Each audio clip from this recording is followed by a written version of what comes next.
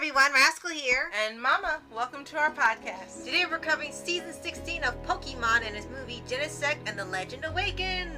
In this final season, to best wishes, Ash, Iris, and Cilan conclude their journey in the Unova region with visiting new islands, making new friends, both human and Pokemon, and saving the Zekrom Pokemon from Team Plasma. Yes. And before we start, be sure to like, subscribe, and click the notification bell to get some future podcasts and multiple pause videos. Absolutely. We were very happy that in this final season, To the Best Wishes arc, that it got good. Yes. And yeah, that's absolutely true because they have much better episodes, more of Ash's Pokemon evolved in here. Like, especially, like, you have a Tepig, now he went to a boar, and then a Cinnabore, I think. More Tepigs in his panties. And yeah, he evolved, and a lot of Pokemon actually evolved in here, which was a change. And then Cilan got a new Pokemon as well in here. And now that they've already had the... And we got to see the brothers again. Oh, yes, that's true. And now they've had the league already. It felt kind of weird to see this because usually it always leads up to him being in the league by the end. But they did the league early, so now he was kind of just going around and getting some other badges and training and stuff because now the aim was kind of missing. So in here it was a little different to see him just having these other adventures without leading up to a league. But in here, as he said, the Pokemon Zekrom returns, and Team Plasma wants to control it for their own purposes, just like the Team Rocket organization, and the Team Aqua, and the Team Lava, and the Team everybody wants to use some Pokemon for some nefarious purpose. Wind, fire.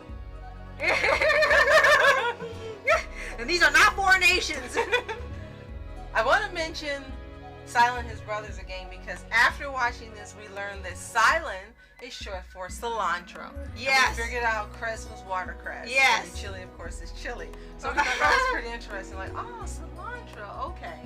And it was interesting that they brought the brothers back in and they needed his help beating this woman who these fools had bet that if they won, they would, if they lost, she would be able to take over the gym/restaurant, yeah. Yes, and it was like, why would you do that? And Cilan was pretty calm about it. Yeah, he was. So I was like, I think if that had been now, I think he would have blown up if he wasn't the calm person. And I was like, what is wrong with your two brothers? You can't leave them by themselves at all. This is why you're triplets? This is why you have to go home so don't make other stupid decisions like this. So that was an interesting episode because the woman was really a jerk. Yeah. Until, she had a flashback and then... Yeah, and all that. And then they also went back and saw some of the old friends during this run of the series. And it was kind of weird because I didn't think... Yeah, you saw Belinda again. You saw the movie kid. You saw his brothers. He went back to Iris's village. He kind of had almost like a recap of all the people they met this time. And they kind of visited them one more time. And then they were gone for the rest of the series. So it was, I guess, if you liked any of them or they're your favorites, you get to see them one more time each before they were gone from their send off. And another thing to point out is that for Team Rocket, they actually improved this season because there was a point we didn't want to talk about Team Rocket in these particular seasons. The first one, we were so upset that they had made them so unlikable that it was that bad. Real villains, not fake villains. Right, and people didn't like that. Then they got to season 15, and they were so bad in there, we just skipped talking about them altogether, so it had to be bad. But in here, they sort of actually get better. They skip like an arc that has to do with fighting Team Plasma, and it's just like never shown because apparently it was never aired in Japan due to a disaster happening, so those episodes remain unaired. So the show kind of just skips ahead and goes to the aftermath. So apparently after that they go back to just trying to catch Pikachu. But for this, they're not being cruel like they were in season 14, but you can tell they still act different. Right. Like they're still going after Ash's Pikachu, but they're doing it with a more mysterious attitude. They weren't completely back to being the goofy villains that you love, but they weren't being the vile people they were in the beginnings. They were sort of like in this in-between thing where they were almost just like normal characters. There was nothing funny about it, but they weren't mean. They were just kind of like, well, they're going to take this seriously and plan to get Pikachu, and they wouldn't blast off. They would just like, oh, they got caught, they just walk away.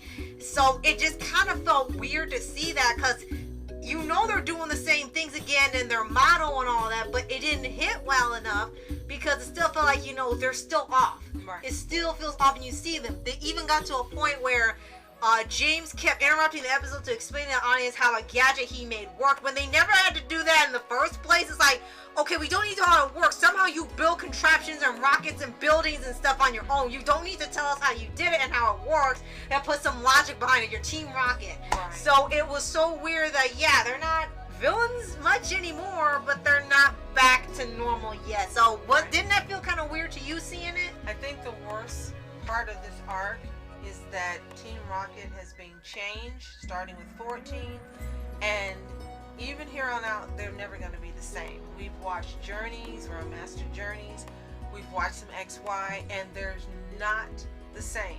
They're never going to return to being what they were prior to season 14, and that's unfortunate that someone decided they needed to be different. Yeah. And yeah, we're happy that they're no longer evil villains, and they're trying to be fake villains again, but once they've been evil villains and how horrid they were in season 14, you can't see them the same way again. And it's like someone deliberately set out to destroy the fandom for Team Rocket. Yeah, and it's unfortunate because, you know, they still have a huge following, but as you said... we still love them, but unfortunately, we love more of everything before season 14. Right, and that's now when you get to XY, they are back completely to being silly, but you know, it's still like a little it's still bit different. Yeah, it's still a little different. Like they still have some leftover parts from Best Wishes / Black and White, but it is much better now they were here. Yes. And I also want to mention before we continue, you had mentioned a missing episode. There's a second missing episode when we learned about where Brock meets Cilan, and they never realized who each other is. Yeah. And for some reason they never dubbed it for us to watch here. Yeah. So if you've been able to see it in Japan or on a Japanese version of the series that hasn't been dubbed, you can see it. Yeah. But for some reason it looks like we're never going to be able to see it here unless they put it out later. And from what we read, it was fun. They meet each other, they help each other. He goes fishing with Cilan, he helps Brock with something, and they depart, never knowing that they both know Ash and Iris, and that they never know who each other is. Yeah. And then another big point here is at the introduction of N, who they had like pretty early on, so that one kind of took up like half the season, and the thing happened with Zekrom, and they had this thing where Team Plasma was taking these people that had these special connections with Pokemon that were almost supernatural, and they wanted to use them to find Zekrom or to manipulate Pokemon to their will, and it was like, how many times are you going to do this? Right.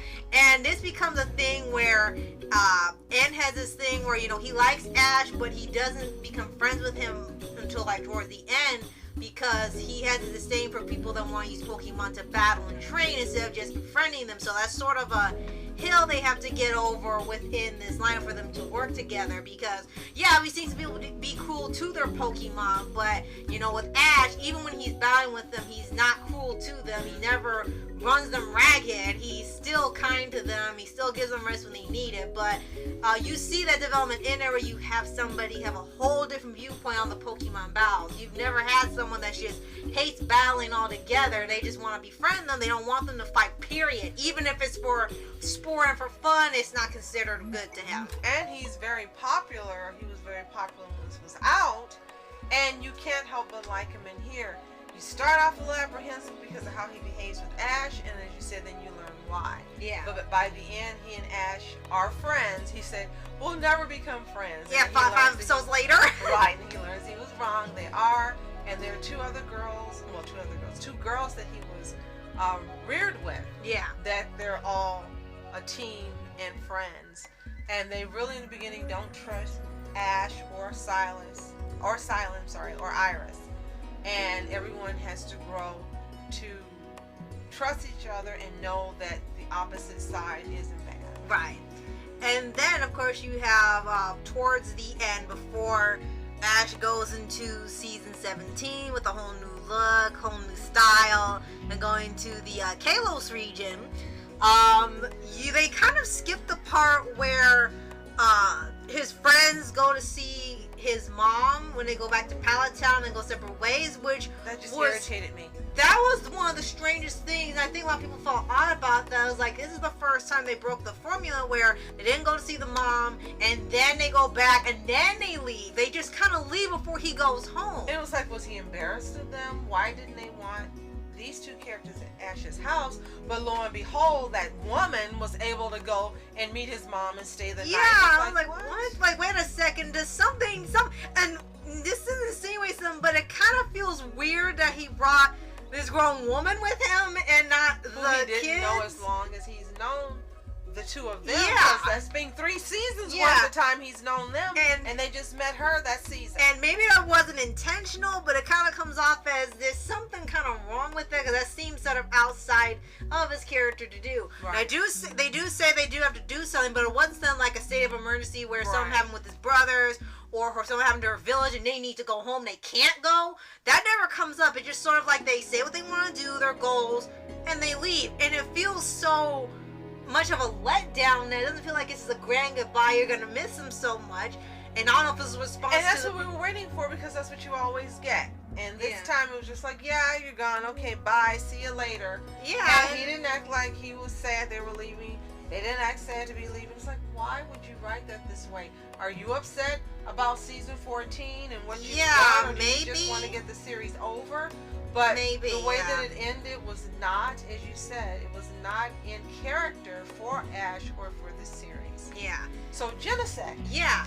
Which, unfortunately, we don't have a whole lot to say about it, because so far, no disrespect, this is someone's favorite movie. This is our least favorite Pokemon movie. Not only is it very short, it's like barely over an hour. Now, I'm not saying they could have done something with that, because the Kyurem and the Sword of Justice was fantastic, and it was barely over an hour. Part of it was still on Vic Menjona's character. So it's not they couldn't pack in a story within that short amount of time. It just felt like they didn't do enough. They just didn't do enough with the story and the setting. So for here, they have these, I guess you could say, another batch of alien-like Pokemon. They're sort of like these little red robots. And they want to wipe out humans because of how some humans treat the Pokemon, and they're cruel to them. And then they have Mewtwo in here, who has a whole nother voice actor, and Which was really bizarre. Yeah, because now he was voiced by a woman, and at first I thought, is this like Mew grown up or something? No, it was Mewtwo. He moved from this giant, authoritative, narrator-like voice to suddenly a woman's voice, and it was so jarring, I almost thought it was another character or a mistake. So with that threw us off completely. And then they were kind of battling with this new Mewtwo. And of course, you have that one Pokemon that doesn't want to hurt the people, that befriends Ash and proves that not all the humans were bad. They kind of go through that same trope. But the problem was that they could do the trope and it would have been fine, but unlike the other movies where you see them grow from like Mewtwo was, where I think that was the connection they were making, where Mewtwo has been in their place and you know not all humans are evil. You don't have to wipe out the earth just because of a few bad ones. But they kind of don't go anywhere with that. He just shows up in the beginning and then he's gone. And Ash has to stop the psychotic Pokemon from destroying the world, because they think that's pretty much the prophecy. They were going to wipe out everybody. That wasn't a Pokemon. And it was sort of like a dark one for such a short movie. Of course, Team Rocket had really nothing to do with it. And that was the thing that was really weird. Yeah, we know that they've done it to Team Rocket before where they just keep making appearances. But in this one, they really spent no time at all in this movie. Again, it was almost like they were angry about how it turned out, but you're the ones who chose to make the characters the way they were, and now they're being punished in this movie by not really being in it. Yeah, and it was weird because that actually happened in the past 2 movies where they made appearances in the opening credits and then they were gone because they were off doing other missions, so they did not bother Ash at all. So in here, right when they get back to doing their whole thing, they still end up not doing anything. So it was like, what was the point of even putting them in there if that's the case? You could have just said the same as you did the first 2 movies and left it at that. Yeah. So with that, again, the movie, unfortunately for us, was not as exciting. It had some stakes in there, but it was only maybe an hour and 10 minutes. So it really wasn't, they didn't have it written enough to where you feel like a lot of things happening. It's just a short amount of time where it's like a really fast-paced movie. It feels like it slows down. It's slow for the majority of the film. It gets to the last few parts of it. It's only speeds up and ramps up and it gets crazy. And it's really uneven and unfortunate because we did like the previous two movies. The dual movies were actually pretty good takes on that, which was first. And then the Curio movie was excellent, not just because of Vic Mignogna. So for it to kind of take a bit of a decrease in quality and writing was unfortunate because we did like the other two movies despite our opinions about the seasons. So it left a lot to be desired. So all in all, if you take all together 14, 15, 16 in the movies, this may be why we've heard so many Pokemon fans say this was their least favorite arc. And unfortunately, the writers are responsible for this. And hopefully when we're into X, Y, Z, this doesn't happen again. Yes. So if you've seen Pokemon Season 16 and the movie Genesect, let us know what you think in the comments below. Did you enjoy this final season? Do you wish it were better? Did you like the movie? Let us know. And if you haven't seen it, you're going to have to buy it. Whether you pay for it on Prime or some other streaming service, you can no longer see the Pokemon franchises, especially up in the higher numbers, for free. Yes. And be sure to like, subscribe, and click the notification bell to get updates on future podcasts and multiple videos. Absolutely. And the final good news we'll say is that we see a lot of the trainers coming back in Pokemon Journeys and Master Journeys. So if you haven't seen them and you did like Iris as one of the trainers, she will be back in Master Journeys. We're hoping we'll see Cilan too. Yes. Oh, and we be sure to check in for the next podcast where we finally get into Pokemon XY. Yes. And we can, just to give you a little hint, we can see some great things in here and why people love it. So we can't wait to tell you about that one. Yes.